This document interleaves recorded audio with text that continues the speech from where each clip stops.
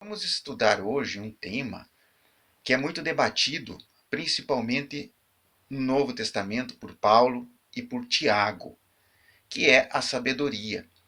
As diferenças de nuance entre os dois apóstolos e que como esse assunto vem a interferir na espiritualidade do homem. Vamos entender lá em 1 Coríntios, capítulo 3, verso 18. Ninguém se engane a si mesmo. Se alguém dentre vós se tem por sábio neste século, faça-se estulto para se tornar sábio. Verso 19. Porque a sabedoria deste mundo é loucura diante de Deus, porque está escrito. Porquanto está escrito, ele apanha os sábios na sua própria astúcia deles. E outra vez, o Senhor conhece os pensamentos dos sábios, que são pensamentos vãos. Então Deus, aqui nesses primeiros versículos, de 18 a 20, que nós lemos aqui do capítulo 3 de 1 Coríntios, Deus traça uma severa crítica, por meio do apóstolo Paulo, a forma como isso que se entende nas relações humanas sobre sabedoria é exposta. Porque o conceito de Deus sobre a sabedoria é totalmente adverso, é totalmente oposto ao que se tem tido pela cultura, pelo conhecimento humano ao longo dos séculos. Veja bem, quando Paulo fala no verso 20 do capítulo 3 de 1 Coríntios, diz assim, e outra vez, o Senhor conhece os pensamentos dos sábios, que são pensamentos vãos. Para Deus, de acordo com Paulo aqui, são pensamentos vãos a sabedoria desse mundo. E prossegue o apóstolo no verso 21 do capítulo 3 de 1 Coríntios, dizendo que, portanto, ninguém se glorie nos homens, porque tudo é vosso. Então, temos que buscar a glória em quem? Apóstolo Paulo. É em Deus. É no Senhor Jesus, é em Cristo. Porque tudo foi criado por meio de Cristo, como está em 1 João. E sem ele nada teria sido feito. 1 João é claro em relação a isso. Por meio dele as coisas vieram a existir. Então, a sabedoria tida como sabedoria terrena, ela não é a mesma sabedoria de Deus. Os segredos ocultos do Evangelho foram revelados por meio de Cristo. O Senhor da Glória, ele veio a evidenciar aquele conhecimento que Deus tinha dado por meio dos profetas no Antigo Testamento, revelado pelos patriarcas e profetas, mas de uma maneira muito mais humana, de uma maneira de valorização da vida, da dignidade humana. Cristo veio resgatar, veio valorizar a dignidade humana, veio valorizar a vida humana. E para isso, ele utilizou diferentes parábolas, ele fez diferentes prodígios, como curas, como ressurreição.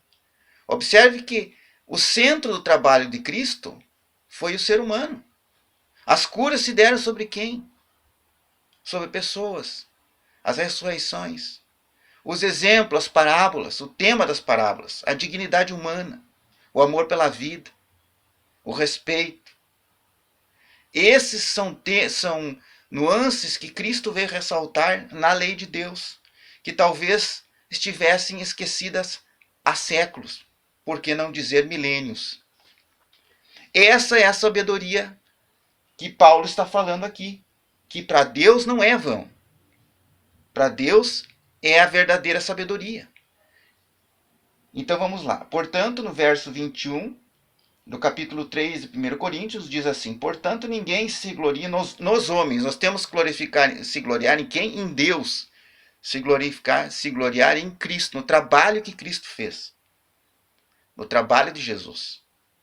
Porque Ele é o Salvador. Sem Ele, né? A Bíblia diz que sem Ele não há perdão dos pecados, não há salvação. Ele, por meio dEle, do sacrifício dEle, é que nós podemos ter acesso ao Pai. É o acesso irrestrito. É isso que Hebreus diz. É isso que o próprio Paulo ensina. Então, no verso 22, capítulo 3, 1 Coríntios, diz assim: seja Paulo, seja Apolo, seja Cefa, seja o mundo, seja a vida, seja a morte, sejam as coisas presentes, sejam as futuras. Tudo é vosso. E vós de Cristo. Aqui voltamos na questão do tema da centralidade de Cristo. Centralidade de todo o evangelho, tanto do antigo como do novo, aponta para Cristo. Vós, no verso 23, 1 Coríntios, capítulo 3, diz assim: e vós de Cristo e Cristo de Deus. Então é a ordem. Ele é o cabeça da igreja. É o próprio Cristo é o cabeça da igreja. O comandante nosso da igreja. Então, a sabedoria dos homens, ela não tem relação alguma com a sabedoria celestial, com a sabedoria do alto. Que a sabedoria do alto veio por intermédio de Cristo. É o ensino de Cristo e muito mais do que o ensino, as práticas dele. O modo de vida dele, adotado por ele. Nesses 30 e poucos anos que ele viveu aqui na crosta terrestre. Né? Viveu como ser humano. Então, o modo de vida, o estilo de vida dele. Os exemplos que ele deixou. E a doutrina dele, obviamente, o ensino dele que aponta o quê? Aponta para a obediência aos mandamentos de Deus que está lá em Êxodo 20. Então Cristo ele não veio lá em Mateus capítulo 5, 17, diz que ele não veio para abolir a lei.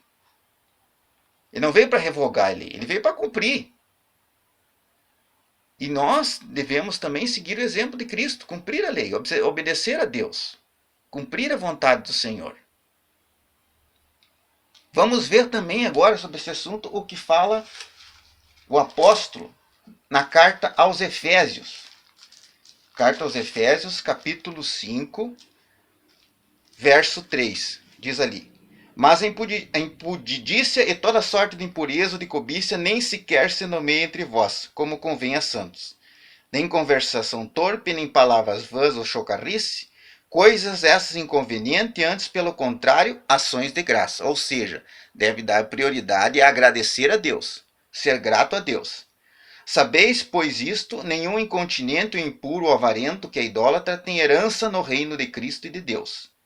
Ninguém vos engane com palavras vãs, porque por essas coisas vem a ira de Deus sobre os filhos da desobediência. Portanto, não sejais participante com eles, pois outrora éreis trevas, porém agora sois luz no Senhor, andais como filhos da luz. Ou seja, o comportamento tem que ser condizente com aquilo que eu falo, com aquilo que eu ensino, com aquilo que eu prego. Eu tenho que praticar, eu tenho que viver da forma como eu digo, como eu ensino, né? Como eu dou testemunho. No verso 9 do capítulo 5 de Hebreus, diz assim: porque o fruto da luz consiste em toda bondade, justiça e verdade, provando sempre o que é agradável ao Senhor. E não sejais cúmplice nas obras infrutíferas das trevas, antes, porém, reprovai-vos. Porque o que eles fazem em oculto só referir é vergonha, mas todas as coisas, quando reprovadas pela luz, ou seja, por Deus, se tornam manifestas, porque tudo que se manifesta é luz, pelo que diz: desperta, ó tu que dormes, levanta-te de entre os mortos, e Cristo te iluminará. No verso 15, diz assim então, capítulo 5 de Efésios: portanto,